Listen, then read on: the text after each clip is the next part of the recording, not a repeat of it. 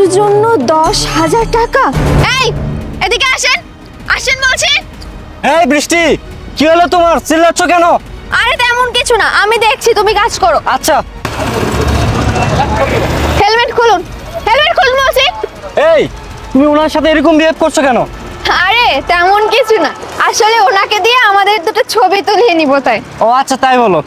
হ্যাঁ, আচ্ছা শুনুন না, বলছি কি আপনি একটু কষ্ট করে প্লিজ আমাদের দুইটা ছবি তুলে দিবেন। এই দাঁড়াও না। আপনারা একটু দুজন পাশাপাশি দাঁড়াও।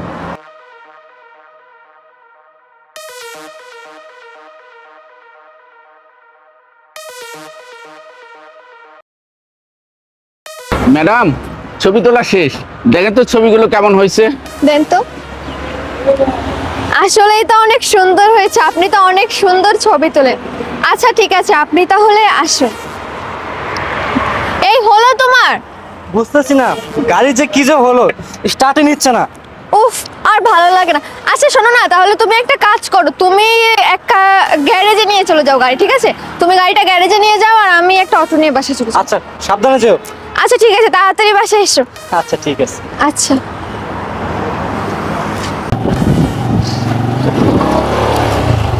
এই দাঁড়ান, আপনি কি দেখালেন আমাকে তখন?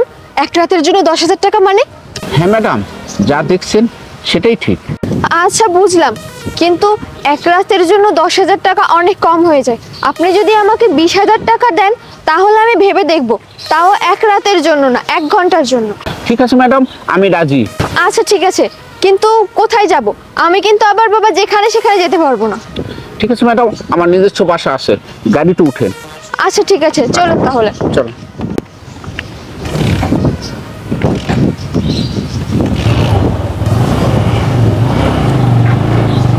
এটাই আমার বাসা। আচ্ছা শুনুন, আগে আমার টাকাটা দিন। ঠিক আছে, টাকা তো অবশ্যই দেবো। এই নাও তোমার 20,000 টাকা। আচ্ছা ঠিক আছে, যা করার তাড়াতাড়ি করুন, আমার হাতে কিন্তু সময় কম। আচ্ছা ঠিক আছে। বৃষ্টি, আরে তুমি? এই চুপ, আর একটাও কথা বলবো না। কি অবাক হয়েছিস আমাকে দেখে, তাই না? অবাক হওয়ার কিচ্ছু নেই। জানিস এই লোকটি কে? এই লোকটি আর কেউ না, ইনি আমার অফিসের সিকিউরিটি গার্ড আশরাফুল চাচা। এই আশরাফুল চাচা আমাকে অনেকবার বলেছে, স্যার ম্যাডামের চরিত্র ভালো না, ম্যাডাম টাকার বিনিময়ে বিভিন্ন হোটেলে গিয়ে ছেলেদের সাথে পতিতাবৃত্তি করে। কিন্তু আমি বিশ্বাস করি নাই, কসম আমি বিশ্বাস করি নাই। কেনই বা বিশ্বাস করব? কারণ আমি তোকে ভালোবাসি, অন্যদের মতো বিশ্বাস করছি। সি থু, আমার বিশ্বাসের যে তোর মতো নারীকে আমি বিশ্বাস করছি। স্যার আমাকে বারবার বলেছে, স্যার আপনি আমার কথা মতো একটা বার ট্রাই করে দেখেন, তাহলে আপনার চোখের সামনে সব কিছু ক্লিয়ার হয়ে যাবে। আর এখন এখানে যা যা হয়েছে সব কিছু ছিল আমার আর চাচার একটা মাস্টার প্ল্যান। আর এখন আমি নিজের চোখে যা দেখলাম, নিজের কানে যা শুনলাম, এখন আর আমার কাছে লুকানোর মতো তোর কিচ্ছু নেই। দেখো তুমি একটু দেখো, তুমি যা ভাবতেছো এমন কিছু না, আমি তোমাকে সব খুলে বলতেছি। এই তোর কি লজ্জা করতেছে না? তুই এই মুহূর্তে কিভাবে কথা বলতেছিস? আমি না অবাক হয়ে যাচ্ছি, কোন মানুষটাকে আমি দিনের পর দিন এতদিন বিশ্বাস করছি, ভালোবাসি। আমি এতদিন কার সাথে সংসার করেছি একই ছাদের নিচে? না না রে, আমি ভুল করেছি। তোর মতো নারীকে ভালোবেসে বিশ্বাস করে কিসে কমতেছিল আমার ভালোবাসা? কি কমতেছিল? তোর এত কিসের লোভ? বিয়ের পর থেকে তুই যখন যেটা চাইছিস সেটাই তোর সামনে হাজির করেছি। একটাবারও নিজের কথা ভাবি নাই, নিজের দিকে তাকাই নাই। নিজের চাওয়া পাওয়াকে বিসর্জন দিয়ে তোর সকালাত পূরণ করেছি। আমার দামি গাড়ি, দামি ড্রেস, দামি এই উই আমি তোকে সব দিয়েছি, কোনো কিছুতে অপূর্ণতা রাখি নাই। কথায় নাই সুখে থাকতে ভূতে কিলাই, তুই আমার কাছে সুখে থাকতে থাকতে তোকে ভূতে কিলাইলো। আরে এই বেঈমান নারী, তোর কি একটাবারও বিবেকে বাঁধলো না? একটাবারও মনে হলো না এই মানুষটা তোকে কত ভালোবাসে? আমি দিনের পর দিন, মাসের পর মাস এত এত পরিশ্রম করতেছি কার জন্য? তোকে ভালো রাখার জন্য। শুধুমাত্র তোকে ভালো রাখতে গিয়ে আমি আমার সমস্ত চাওয়া পাওয়াকে বিসর্জন দিয়েছি। মন চাইলে ভালো একটা পোশাক পর্যন্ত পরি না, ভালো একটা খাবার পর্যন্ত কিনে খাই না। আমি সব সময় তোর কথা ভাবি, তোর ভবিষ্যতের কথা ভাবি। আমি তো চাইলে রাস্তাঘাটে অন্য মেয়েদের কথা ভাবতে পারতাম, অন্য মেয়ের দিকে তাকাইতে পারতাম, কিন্তু তাকাই না। আর তুই কিনা তোর নিজের শরীরটাকে টাকার বিনিময়ে হোটেলে গিয়ে পতিতাবৃত্তি করতেছিস। তোর কি একটু বিবেকে বাঁধলো না? একটাবার তোর বিবেকে বাঁধলো না? তোর কি লজ্জা করলো না? তোর কি লজ্জা করলো না? জানিস একটা মেয়ে যখন তার স্বামীর সাথে সুখের সংসার করে তখন তাকে বলা হয় প্রকৃত সুখী নারী। কিন্তু যে নারী তার স্বামীকে রেখে একাধিক ছেলেদের সাথে হোটেলে গিয়ে পতিতাবৃত্তি করে তখন তাকে বলা হয় ব্যবসায়ী, তখন তাকে বলা হয় দেহ ব্যবসায়ী। তোর মতো বিশ্বাস সাথে আর যা হোক কখনোই সংসার করা যায় না রে। আরে তোর যদি আমাকে ভালো নাই লাগে, আমার সাথে তুই যদি সংসার করতে নাই চাস, তুই তো আমাকে বলতে পারতি। আমি হাসতে হাসতে তো লাইফ থেকে সরে দাঁড়াতাম। জানিস আমি না গর্ব করে আমি আমার অফিসের কলিগদের বলতাম আমার একজন ভালোবাসার স্ত্রী আছে যাকে কিনা আমি অনেক ভালোবাসি, সেও আমাকে অনেক ভালোবাসে। কিন্তু আজকে আমি বুঝলাম তুই আমাকে কখনোই ভালোবাসিস নাই, ভালোবেসেছিস আমার ধন সম্পদ, টাকা পয়সা, অর্থ আভিজাত্যকে। এই বেঈমান নারী, তুই তোর অবস্থানটা ভুলে গেলি কিভাবে? সৎ মায়ের সংসারে তোকে অত্যাচার নির্যাতন করতো, সেখান থেকে আমি তোকে তুলে এনে ভালোবেসে বিয়ে করেছি, তোকে ভালো একটা ফ্যামিলি দিয়েছি, ভালো একটা সংসার দিয়েছি, তুই তার কদর করলি না। অ্যাটলিস্ট তুই আমার ভালোবাসা পর্যন্ত বুঝলি না। তুই কিভাবে পারলি রে দিনের পর দিন আমাকে ধোকা দিতে, আমার বিশ্বাসের সাথে খেলতে?